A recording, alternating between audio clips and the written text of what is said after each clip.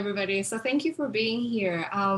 My topic today, to be honest, this is a research in progress as I was planning on conducting the research, and there has been a lot of, as you know, a lot of presenters have mentioned today during COVID, we have to be ready for changes. So the IRB approve is a little bit delayed. So right now, for today, I'm just going to share mostly why I'm doing this research, what the motivation behind, and the theoretical framework. But I promise I'll keep it sweet and short in terms of the theories. And finally, I would like to see if anybody could give some feedback in the survey that I'm designing to send out to the students, hopefully in the next term.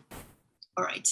So I already covered what I will talk about today. So how this whole research idea started was that I think many of you, if you have taught online in this past year, I don't know if I'm the only one, but one day I started thinking whether or not I'm the only person who is looking at myself talking when I'm teaching.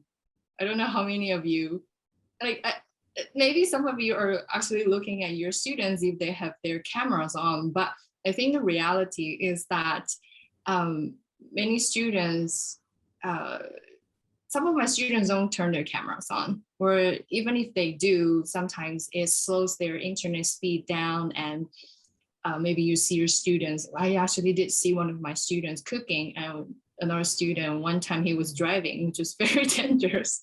So it was just really interesting when we first turned everything online. So I began by asking some of the students that I had, and it was completely voluntary and optional, to see whether or not being able to see themselves speaking, whether or not they look at themselves, that's another story. But just the fact that you can see yourself talking online, how does that make you feel? How does that affect whether or not you whether or not that affects your speaking in terms of your second language? So I forgot to mention a little bit about my backgrounds. I started as a second language researcher, and I began teaching about 11 years ago. And this teaching online thing to me is also quite new, but I think I took it as an opportunity to also kind of observe my own teaching. So in terms of second language studies, and I think a lot of researchers or instructors, educators here also can kind of relate. Perhaps there's always a little bit stress or a little bit hesitancy, if not stress, when we have to communicate in our second or third languages. A lot of our students are multilingual. So I wanted to find out how students feel, because normally in a skill-based or language classroom, it's already quite face-threatening when students have to engage in a discussion using their second language. And adding this one extra factor, which is to observe yourself speaking, how does that affect you? So unofficially, I collected some responses from my students, and one of them, although not in great detail, mentioned that excuse the grammar. Sometimes it's not, when we, ask the students to write, they're not always 100% accurate, but that's okay. The gist of the answer is just that it surprised me that the students feel less confident being able to see themselves speaking. So, but at this point, I think more needs to be discovered. And while we have to consider, usually a lot of research has suggested that students who self-reported to be more introverted actually prefer to have online classes. And it's due to the fact that they can have more control of their social presence. When it comes to a face-to-face communication in the traditional classroom, it has its merits, but it also has some drawbacks, shall we say.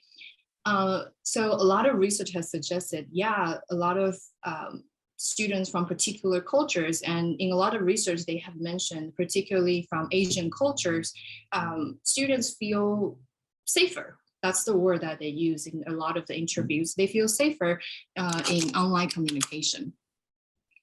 So at our university where I teach, University Canada West, I would say it's an encouragement. We do encourage students to have this camera on policy. I think a lot of instructors here would agree that it's more engaging because we already kind of have to compromise that interactions with our students, and if they don't even have their cameras on, it's some of the students, I have to be honest, I don't even remember what they look like. At the end of the term, I sometimes look at their names, I go, I don't remember this person. So that really poses a great challenge for us as instructors. And also during the exam, sometimes it's for the reason of integrity. So we really, either it's mandatory or in different institutions and different programs, perhaps the policies are different. However, there's also this other side of the argument with I think everybody has heard this word Zoom fatigue, or sometimes it's Teams, or I think Google Hangout is also a very popular one. So I started digging deeper, and while I haven't been able to find a lot of publications in peer-reviewed journals, this area where about cyber psychology, this is the only article that I have found so far, but of course I'm going to probably research more and to see if I can find something more relevant. It explains that when we discuss or when we have video calls or when we have online communication, usually we have this imaginary audience, right? So the Zoom fatigue can come from, we are not sure who's on the other side, whether people are listening to us. And also when you communicate using this kind of platform, a lot of the nonverbal cues are gone, right? We don't see nonverbal like gestures or body language.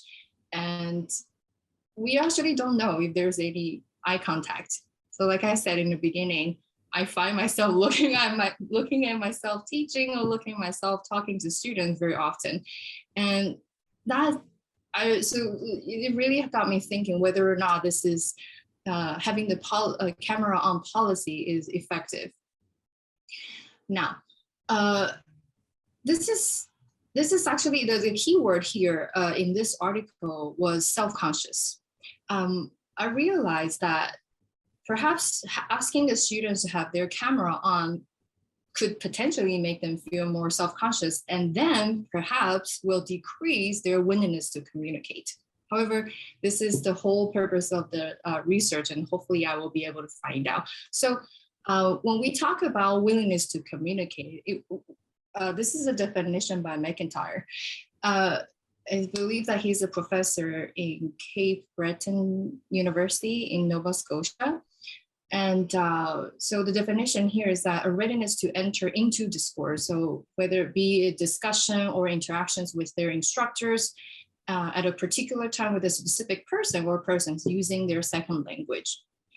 So in this paper, they have discussed all these different factors that could affect a second language user's willingness to communicate, whether or not they decide to enter a discussion. So sometimes it's personality, and with sometimes it's a social situation, whether they feel threatened or nervous, and it's also their perceived self-confidence. So my research here, hopefully, my hope is to find out more about how this being able. So when you're able to see yourself talking online, if you feel more self-conscious, does that affect your confidence? But then again, this will be more related to skill-based or language classrooms, so English classes in this context.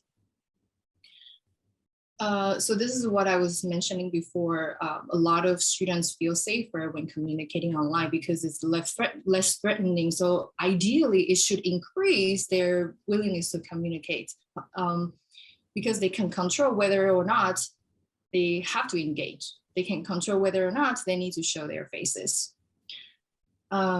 So supposedly that should make them feel more comfortable.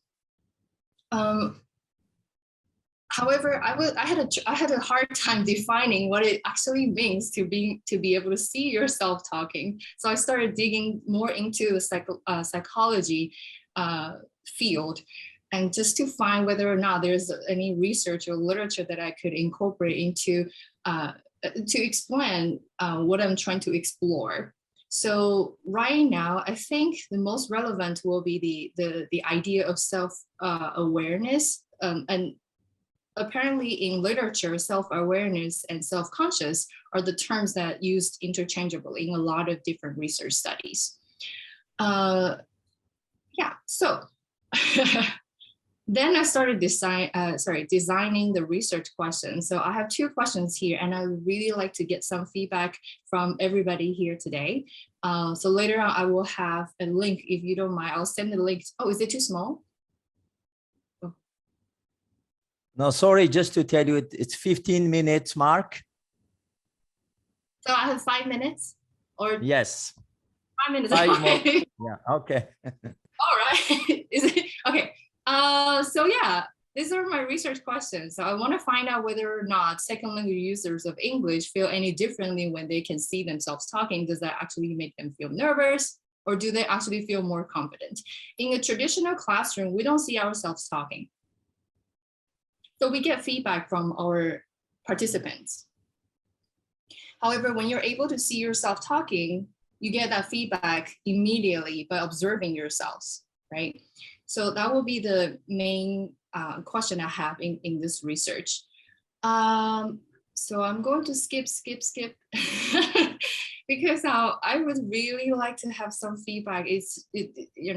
From this wonderful audience. So if you don't mind, I'm sharing this link in the chat, and that should take you to a page where you can look at my the questions that I'm about to send to the students, and whether you can post any questions, comments, or suggestions that you have, and that would be great. But if not, I will provide my email address later, because I would like to maybe see if anybody wants to collaborate. Or just have a discussion after the conference as well. So these are the questions that you will see. Feel free to share it in the chat. That's fine. You can put it on the chat. That's fine. All right. Thank you so much. I think I've already just okay. That. Thank you. Oh, why is this page here? So okay. So by doing this research, these are the results that I'm hoping, or these are the potential implications that I'm hoping to provide. The first thing is whether or not the camera on policy is actually a good policy. But that is not to say that it is not a good policy in all contexts. But what I'm trying to explore is whether or not it's a good or effective policy in language or skill-based courses. The second thing is that I hope to also find out whether or not teachers could use this opportunity in terms of being able to see themselves in a way to, because if you have gone through or if participating in any kind of teacher training courses, you would, I think everybody was observed, right, in different situations. And usually we have to watch ourselves teaching. But in online classes, we're watching ourselves teaching in real time. And how does that really also help teachers maybe perhaps potentially improve their teaching? So these are the things that I'm hoping to find. And maybe at this point, I really have no idea how the students will feel. Do they feel more self-conscious? Do they feel actually more confident? Or are they actually scared of cameras? So thank you. I think that's all the time I have. You still have 3 minutes. All right, you know what? 3 minutes. So here, let me share my screen to this one. Does anybody have any, perhaps I can get some feedback first in terms of the research questions. So let me go back to this slide, sorry. So I'm hoping to ask students in the beginning of a term, how confident do you feel about your English proficiency before taking the online lesson? So ideally to see whether or not it changes over the course of in our next term, I think about 2 months. And after the term, I plan on asking them, do you look at yourself speaking when your camera is on? And we'll see if it's a yes or no. And then I plan on also asking them so give them a little bit of background why I'm asking this question. How does being able to see yourself speaking make you feel when you speak English? That's another, that will hopefully, I don't know, get some ideas how they feel about it. And perhaps more explicitly, I will say, has being able to see yourself talking made you feel more or less confident, nervous, and just to find out how they feel in this particular environment. And hopefully some suggestions can be made to our department, whether or not we should promote or keep the camera on policy, regardless of how we feel as instructors, I would say. Thank you. Thank you very much, Cynthia. Thank you, everybody. Thank you for your time.